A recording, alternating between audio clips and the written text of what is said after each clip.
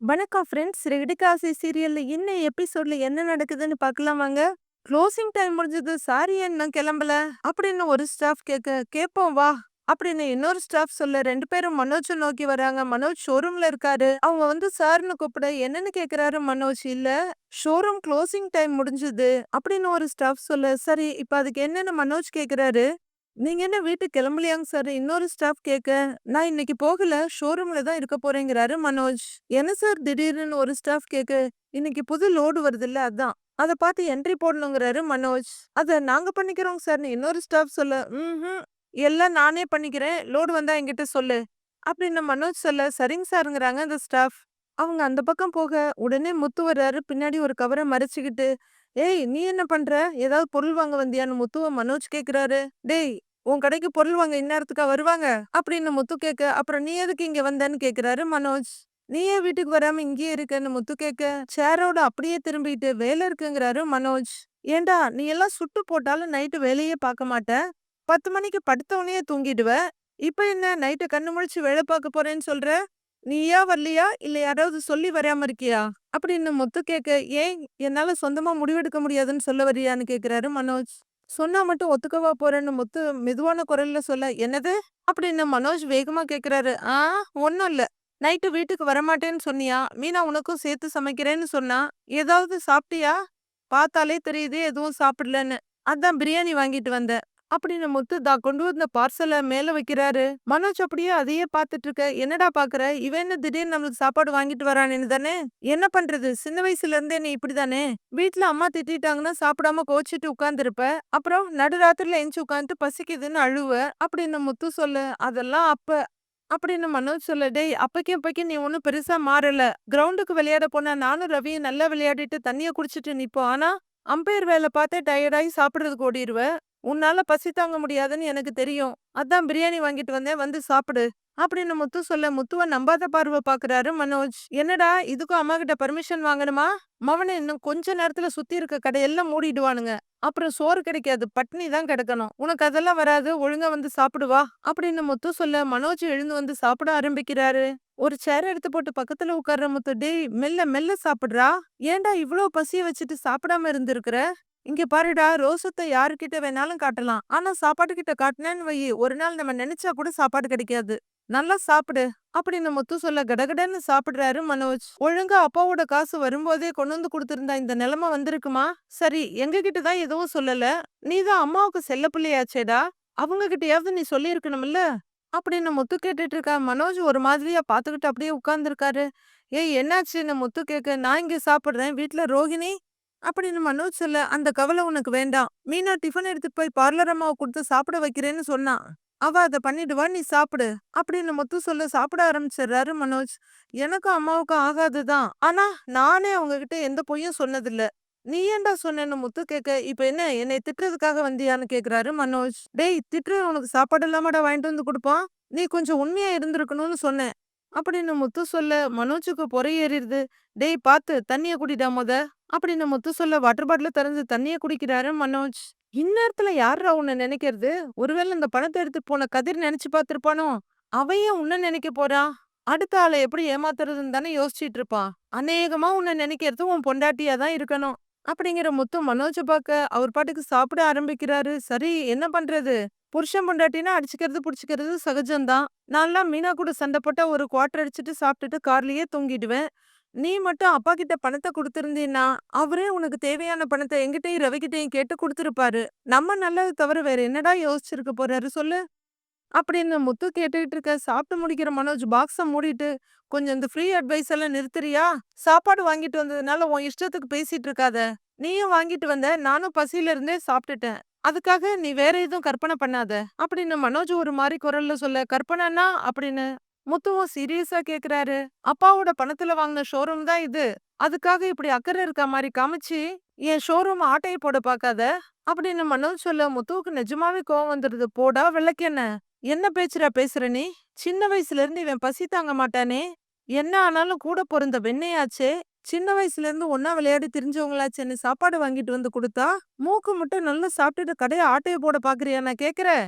அப்படின்னு முத்து கேட்க, டேய் நீ எப்படி யோசிப்பேன்னு எனக்கு தெரியுங்கிறாரு புத்திசாலி மனோஜ். போடா மண்ணு தெரியும் உனக்கு. டேய் இந்த மாதிரி கேவலமான புத்தி எல்லாம் எனக்கு கிடையாது. அதுவும் ஏன் சுயநலத்துக்காக சாப்பாடு வாங்கிட்டு வந்து கொடுத்தேன்னு சொன்ன பாத்தியா? நல்ல அனேண்டா நீ எல்லான்னு நெத்தியில அடிச்சுக்கிறாரு முத்து. உடனே சென்டிமெண்டாலாம் பேசாத. இத்தனை நாளா நீ எனக்கு சாப்பாடு வாங்கி கொடுத்துக்கிட்டா இருந்தேன்னு மனோஜ் கேட்க, இத்தனை நாள் நீ என்ன வீட்டுக்கு வராம இருந்தியா? டேய் உன் கடைய ஆட்டைய போட்டு தான் பொழைக்கணுங்கிற அவசியம் எனக்கு இல்லடா. எனக்கு உன்னைய மாதிரி ஒரே இடத்துல உட்காந்து கல்லால பணம் வாங்கி போடுற வேலையெல்லாம் பிடிக்காது. எனக்கு என் கார் ஓட்டுற வேலை இருக்கு. அது ஒண்ணு போதும் எனக்கு. அது எப்படிடா இந்த மாதிரிலாம் உனக்கு பேச தோணுது? சில இடத்துலலாம் குரங்குக்கு பேண்ட் ஷர்ட்டையெல்லாம் போட்டுவுட்டு, மனுஷங்க மாதிரி ஆக்ஷன்லாம் பண்ண சொல்லி குடுப்பாங்களாம். அதுவும் நல்லா கைய கால தூக்குமாம். ஆனா என்னதான் இருந்தாலும் குரங்கு புத்தி மட்டும் அத விட்டு போகாதுல்ல. அப்படிதான்டா உன் புத்தியெல்லாம் என்னைக்குமே மாறாதுடா. இங்க பாரு நான் மனோஜோட முகத்த தன்ன நோக்கி திருப்பிட்டு தனியா உட்கார்ந்து நல்லா கட்டுனேல்ல. எனக்கு வேணுமான்னு கேட்டியாடா? சரி அத கூட விடு. ஒரு வார்த்தை நீ என்ன சாப்பிட்டியான்னு கேட்டியாடா? சாப்பிடுற வரைக்கும் மனுஷனா இருந்த. பசி தீர்ந்ததும் உன் புத்திய காட்டுற பாத்தியா? ஆனா நான் என்னதான் உன் மேல கோவமா இருந்தாலும், நீ செய்யற வேலையெல்லாம் எனக்கு பிடிக்காம இருந்தாலும், நீ பசியா இருக்க கூடாதுங்கிறதுக்காக சாப்பாடு வாங்கிட்டு வந்தேன். ஒரு நாளாவது உன்னை நான் என் அண்ணனா பார்க்கலாம்னு நினைச்சேன். ஆனா ஒரு நாள் கூட நீ என்னைய தம்பியா பார்க்கறதுக்கு ரெடியா இல்லல்ல? அப்படின்னு முத்து கேட்க, ஓ உனக்கு இப்படிலாம் ஒரு நினைப்பு இருக்கான்ற மாதிரி மனோஜ் பார்க்க, உனக்கெல்லாம் போய் வாங்கிட்டு வந்தேன் பாரு. என்ன சொல்லணும்?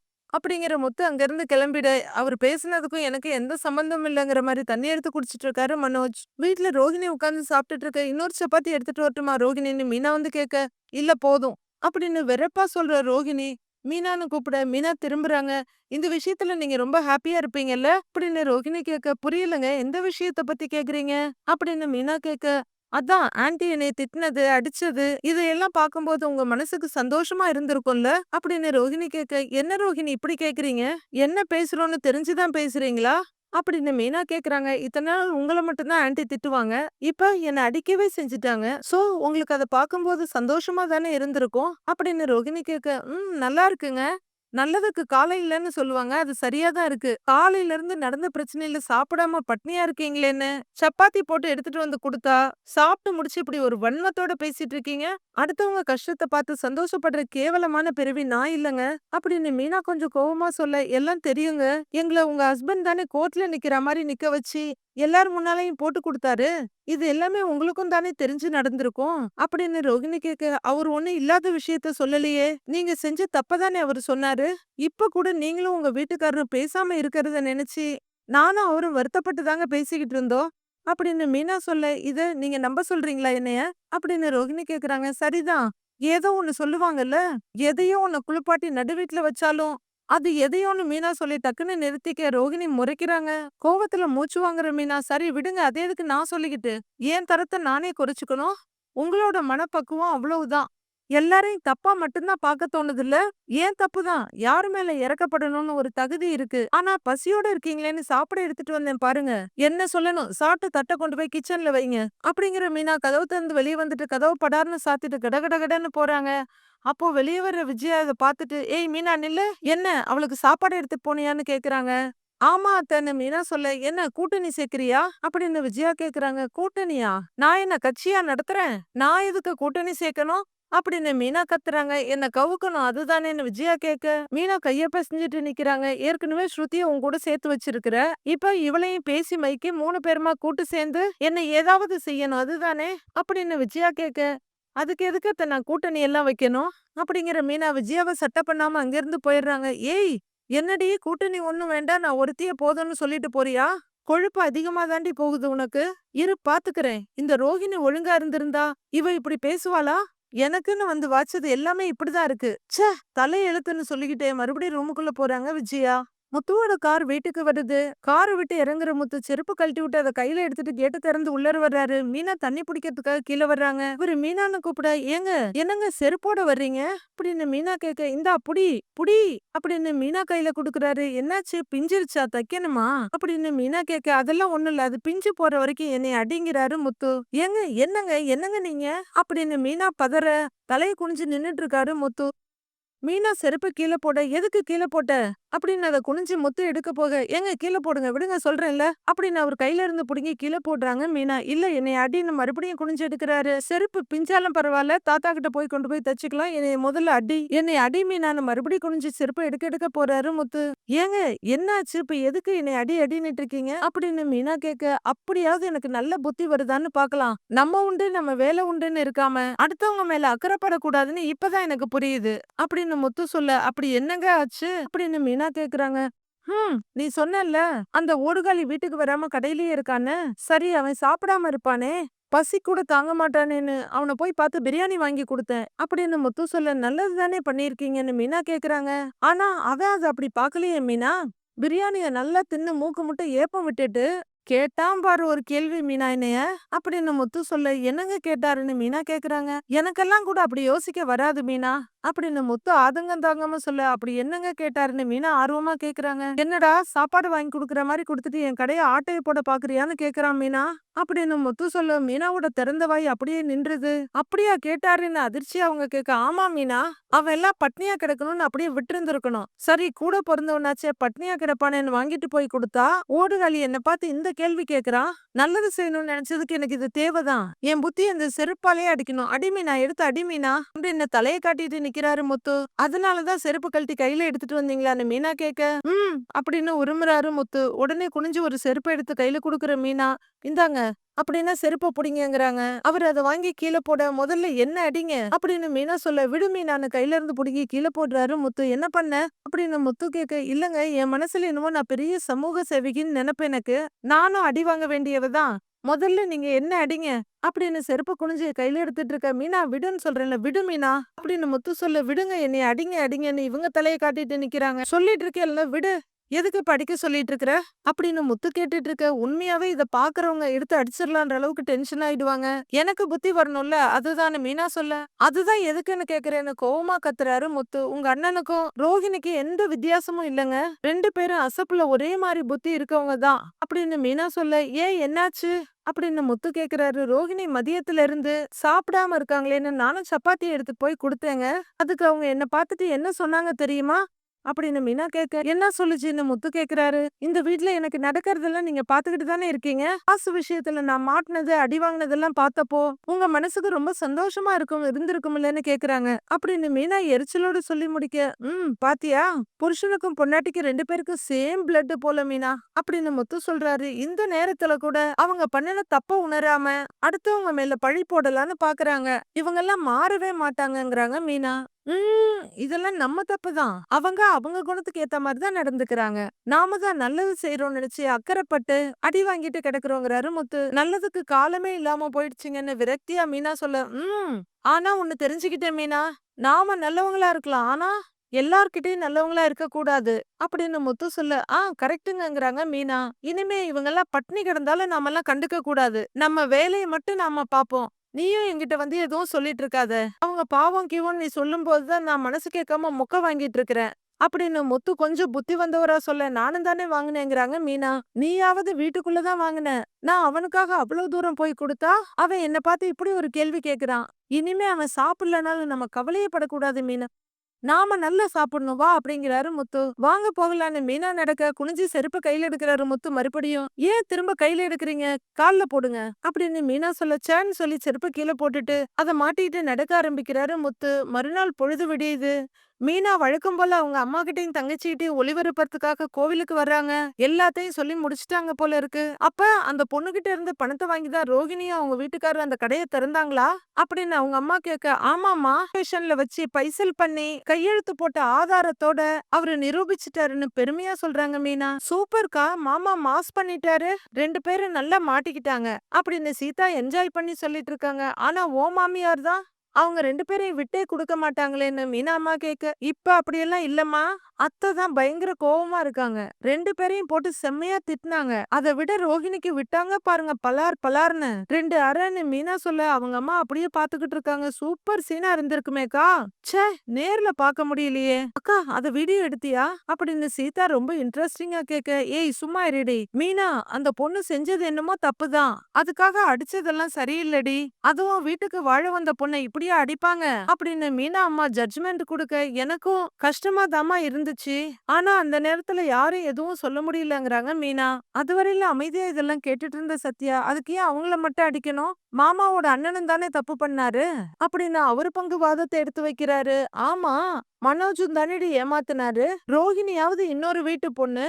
ஆனா இவரு சொந்த அம்மா அப்பாவையே ஏமாத்தி இருக்காருல்ல அப்படின்னு அவங்க அம்மா கேட்க, கரெக்ட், அந்த ஆளுக்கு அடி விழலையா அப்படின்னு சீதா கேட்க, அவங்க பையனை அவங்க எப்படி அடிப்பாங்க? அத்தைக்கு கோவமே ரோஹிணி சொல்லி அத்தைகிட்ட அவரு ஒரு விஷயத்த மறைச்சிட்டாருங்கிறது தான் அப்படின்னு மீனா சொல்ல, ஆனா கடவுள்னு ஒருத்தர் இருக்காருன்னு இந்த மாதிரி நேரத்துல தான் தெரியுது. சத்யா விஷயத்துல உன் மாமியார் என்னவெல்லாம் பேசுனாங்க. நம்ம வீட்டுக்கு உன் மாமியாரும் ரோஹிணியும் சேர்ந்து வந்து அசிங்கப்படுத்தினாங்க. அந்த பொண்ணு கூட அன்னைக்கு என்னெல்லாம் பேசுனா.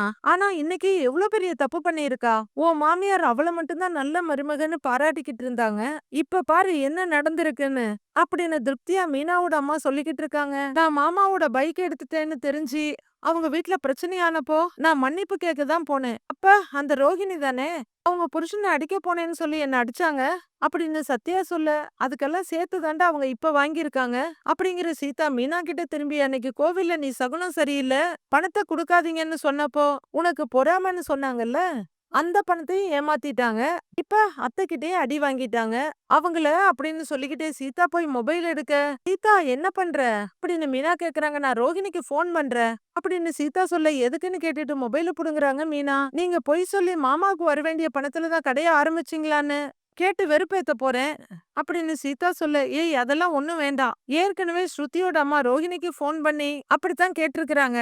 அதுலயே ஸ்ருதிக்கும் ரோஹிணிக்கும் சண்டை வந்துருச்சு அப்படின்னு ஒண்ணு விடாம போட்டு விடுறாங்க. அக்கா உன்னை எப்படிலாம் என்னெல்லாம் பேசியிருக்காங்க, நீ எப்படி இருக்கிற, எங்க அக்காவையும் அப்படி பேசுனேன்னு நான் நல்லா கேட்டு விடுறேன்னு புடுங்குறாங்க மொபைல்ல சீதா. அதெல்லாம் தப்பு சீதா, அவங்க என்ன வேணாலும் பண்ணிட்டு போகட்டும். ஆனா ஒருத்தங்க கஷ்டத்துல இருக்கும்போது அவங்கள இன்னும் காயப்படுத்துற மாதிரி நாம பேசக்கூடாது அப்படின்னு மீனா தத்துவம் சொல்றாங்க.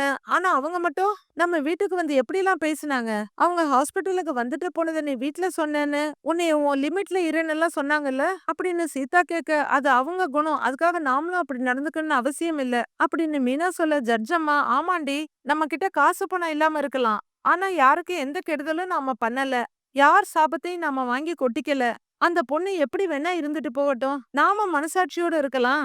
நாம ஒருத்தங்கள கஷ்டப்படுத்தினா அந்த கஷ்டம் நமக்கே அப்படியே திரும்பி வரும்னு அந்த பொண்ணுக்கு இப்பவாவது புரிஞ்சா சரிதான் அப்படின்னு மீனாவோட அம்மா சொல்ல, ஆனா அக்கா இன்னொரு விஷயம், இந்த ரோகிணி இப்படி ஏதாவது ஒரு பிரச்சனையில மாட்டுவாங்கன்னு நான் முன்னாடியே நினைச்சேன் அப்படின்னு சத்யா சொல்றாரு. ஏன் ஜோசியம் பாத்தியான்னு சீதா கேட்க, ஜோசியம் எல்லாம் ஒண்ணும் இல்ல, ஆனா வேற சில இடத்துல அவங்கள பாத்திருக்கேங்கிறாரு சத்யா. உடனே அக்மார்க் மீனா, என்னடா சொல்ற, எங்க பாத்த அப்படின்னு ஆர்வமா கேட்க, சிட்டியோட இடத்துல தான் அப்படின்னு சத்யா சொல்றாரு. சிட்டி இடத்துலயா, ரோஹிணிக்கு சிட்டிய தெரியுமா அப்படின்னு மீனா அதிர்ச்சியா கேக்குறாங்க. நல்லாவே தெரியும், அடிக்கடி அவனை பார்க்க வருவாங்க அப்படின்னு சத்யா சொல்ல, ரோஹிணி எதுக்குடா சிட்டிய பார்க்க வந்தாங்க அப்படின்னு மீனா கேட்க, அவன் என்ன செலிபிரிட்டி அவங்கிட்ட ஆட்டோகிராஃப் வாங்குறதுக்கு, வட்டிக்கு விடுறவன், கடன் வாங்க தான் வந்தாங்க அப்படின்னு சத்யா அசால்ட்டா சொல்ல, கடன் வாங்கவா அப்படின்னு கேட்டுக்கிட்டு யோசிக்கிறாங்க மீனா.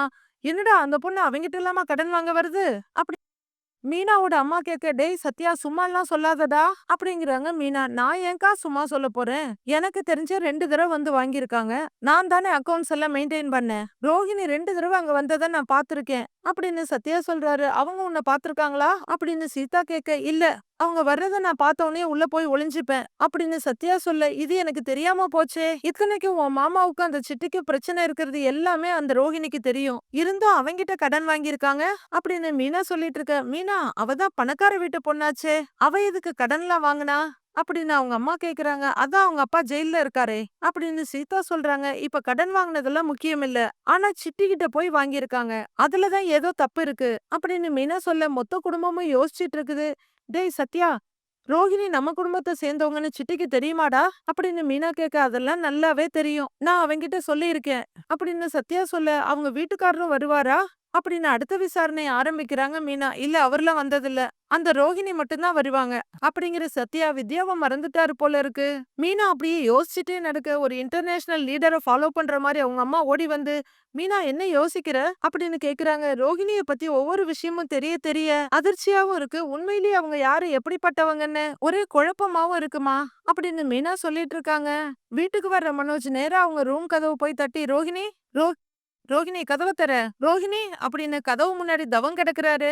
வெளியே வர்ற விஜயா பாத்துட்டு, ஏய் என்னடா பல்லி மாதிரி ஒட்டிட்டு நிக்கிற, எப்ப வந்தன்னு கேட்க, திரும்புற மனோஜ் இப்பதாம்மா வந்தேங்கிறாரு. சரி ஏன் வெளியில நின்னுட்டு இருக்கன்னு விஜயா கேட்க, இல்லம்மா ரூம் கதவு மூடி இருக்கு அப்படிங்கிறாரு மனோஜ். அவளை கூப்பிட வேண்டியதுதானே அப்படின்னு விஜயா கேட்க, கூப்பிட்டேம்மா, கதவை தட்டியும் பார்த்தேன் திறக்கல அப்படின்னு மனோஜ் சொல்ல, கதவை திறக்கலையா அப்படின்னு விஜயா கேக்குறாங்க. அவளே ரொம்ப ஸ்ட்ரெஸ்ல இருந்தா அப்படின்னு மனோஜ் சொல்ல, அவளால மத்தவங்க தாண்டா ஸ்ட்ரெஸ்ஸா இருக்கும், பொய் சொல்லி ஏமாத்தி இருக்கா அப்படின்னு விஜயா சொல்ல, இல்லம்மா நானும் தான் அவ கூட சேர்ந்துன்னு மனோஜ் சொல்றாரு. டேய் இதுல உன் தப்பும் இருக்குதான், ஆனா அவளால தானே நீயும் பொய் சொல்லி இருக்க, அவ என்னையே ஏமாத்தி இருக்கிறா அப்படின்னு விஜயா சொல்லிட்டு இருக்க. தான் காரியத்திலேயே குறியா இருக்க மனோஜ், டோரை தட்டினேமா திறக்கவே மாட்டேங்கிறா, எனக்கு கொஞ்சம் பயமா இருக்கு அப்படின்னு சொல்ல, கதவு பக்கத்துல வர விஜயா கதவை தட்டிட்டு, கதவை தர, ரோஹிணி கதவை தர, கூப்பிடுறது காதுல விழல, வெளியில வா அப்படின்னு சத்தம் போட்டுட்டு இருக்காங்க. உடனே இந்த சத்தத்தை கேட்டுட்டு ஓடி வர்ற மீனா, அத்தை என்னாச்சு அத்தைன்னு கேக்குறாங்க. ஏன் எல்லாத்தையும் உங்ககிட்ட சொல்லணுமா அப்படின்னு நறுக்குன்னு கேக்குற விஜயா, காஃபி கேட்டேனே எங்கங்கிறாங்க, போட்டிருக்கேன் அப்படின்னு மீனா சொல்ல, அதை போடுறதுக்கு இவ்வளவு நேரமா, சீக்கிரம் போய் எடுத்துட்டு வா போ அப்படின்னு சொல்லிட்டு மறுபடியும் ரூம் பக்கம் திரும்புறாங்க. அப்ப அங்க வர்ற முத்து, என்ன மீனா ஓவர் சவுண்டா இருக்குன்னு கேட்க, ரோஹிணி கதவை திறக்க மாட்டேங்கிறாங்க போல அப்படின்னு முத்துக்கிட்ட மீனா சொல்லிட்டு இருக்க. என்னம்மா இவ்வளவு நேரம் ஆகியும் கதவை திறக்கலன்னு கவலையோட மனோஜ் கேக்குறாரு. ஏய் இருடாங்கிற விஜயா, ஏய் கதவை திறக்க போறியா இல்லையா, ஏய் ரோஹிணி அப்படின்னு கத்திட்டு இருக்காங்க. ஏன் மீனா இவ்வளவு நேரமாவா கதவை திறக்கல அப்படின்னு முத்து கேக்க, எனக்கே பயமா இருக்குங்க அப்படின்னு மீனா சொல்லிட்டு இருக்காங்க. ஏய் ரோஹிணி கதவை திற அப்படின்னு விஜயா மறுபடியும் கத்த, கதவை திறந்துகிட்டு ஆன்டின்னு வந்து நிக்கிறாங்க. ரோஹிணி, எவ்வளவு நேரமா கதவை தட்டுறது, ஆடி அசைஞ்சு சாவகாசமா வர்ற அப்படின்னு விஜயா கத்த, இல்ல ஆன்டி தூங்கிட்டேன் அப்படின்னு ரோஹிணி சொல்றாங்க. ஆமா அடுத்தவங்க தூக்கத்தை கெடுத்துட்டு நீ மட்டும் நல்லா தூங்கு என்ன, எனக்கு ராத்திரி தூக்கமே வரல அப்படின்னு விஜயா சொல்ல, அம்மா அப்படின்னு ஆதரவா தோல்ல கைய வைக்கிறாரு மனோஜ். ஏன் நேத்து மத்தியானம் நல்லா தூங்கிட்டாங்களாமா அப்படின்னு முத்து கிண்டல் அடிக்க, கொஞ்சம் சும்மா இருங்கன்னு வழக்கமான டைலாக் மீனா சொல்றாங்க. ஆன்ட்டி சாரி நான் கொஞ்சம் லேட்டா தான் தூங்குனேன், அதான் கொஞ்சம் அசந்து தூங்கிட்டேன் அப்படின்னு ரோஹிணி ரொம்ப பவ்யமா சொல்ல, இவன் வந்து எவ்வளவு நேரம் நிக்கிறது, வேணும்னு இவன் வெளியே நிக்கணும்னே பண்றியா அப்படின்னு விஜயா கடுப்பா கேட்க, ஐயோ இல்ல ஆன்ட்டி நிஜமாவே எனக்கு கேட்கல அப்படின்னு ரோஹிணி சொல்லிட்டு இருக்காங்க. அம்மான்னு சுரண்ட மனோஜ வெட்டுன்னு தட்டி விட்டுட்டு, டேய் நீ போய் ரெடி ஆயிட்டு வா, வந்து சாப்பிட்டுட்டு கடைக்கு போற வழிய பாரு, உள்ளேயே உட்கார்ந்துட்டு இருக்காத என்ன அப்படின்னு விஜயா பர்மிஷன் கொடுக்க, உள்ளர வர்ற மனோஜ் ரோஹிணின்னு கூப்பிடுறாரு. ஏன்னு கூப்பிடுற விஜயா மனோஜ வெளியே இழுத்து பிடிக்கிறாங்க. முத்து எதுக்கோ முஷ்டி புடிச்சிட்டு நிக்கிறாரு. மீதி என்ன நடக்க போகுதுங்கறத நாளைக்கு பார்க்கலாம் ஃப்ரெண்ட்ஸ். நாளைய ப்ரோமோல எல்லாரும் டைனிங் டேபிள்ல உட்கார்ந்து சாப்பிட்டுட்டு இருக்க, உங்களாலதான் இந்த வீட்டோட நிம்மதியே போகுதுன்னு மனோஜ் சொல்றாரு. உங்களாலதானா அப்படின்னு மீனா கேட்க, நம்மளதான் சொல்றான் அப்படின்னு முத்து சொல்றாரு. இந்த வீட்டோட நிம்மதியை கெடுக்கிறதுக்கு நாங்க என்ன பண்ணணும், யார் யாரோ பண்ண தப்புக்கு எங்களை சொல்றீங்க அப்படின்னு சில்லுவண்டு மாதிரி கத்துற மீனா, ரோஹிணி நீங்க உட்கார்ந்து சாப்பிடுங்கன்னு ஏதோ அவங்க பர்மிஷன் கொடுக்குற மாதிரி சொல்றாங்க. ஏய் நீ என்னடி இந்த வீட்டு மகாராணியா, நான் உட்காராதுன்னு சொல்லிட்டு இருக்கேன் நீ உட்காருன்னு சொல்ற அப்படின்னு விஜயா கேக்குறாங்க. அம்மா எல்லாரும் உட்கார்ந்து சாப்பிடுறப்ப அண்ணி மட்டும் சாப்பிடாம இருக்கணுமா, ஏமா இப்படி பண்ணிட்டு இருக்கீங்க, அண்ணி நீங்க உட்காருங்கன்றாரு ரவி. இல்ல ரவி ஆன்ட்டி எப்ப சொல்றாங்களோ அப்ப நான் சாப்பிட்டுக்கிறேன் அப்படின்னு உத்தம மருமகள் ரோகிணி சொல்றாங்க. மீதி என்ன நடக்க போகுதுங்கிறத நாளைக்கு பார்க்கலாம் ஃப்ரெண்ட்ஸ்.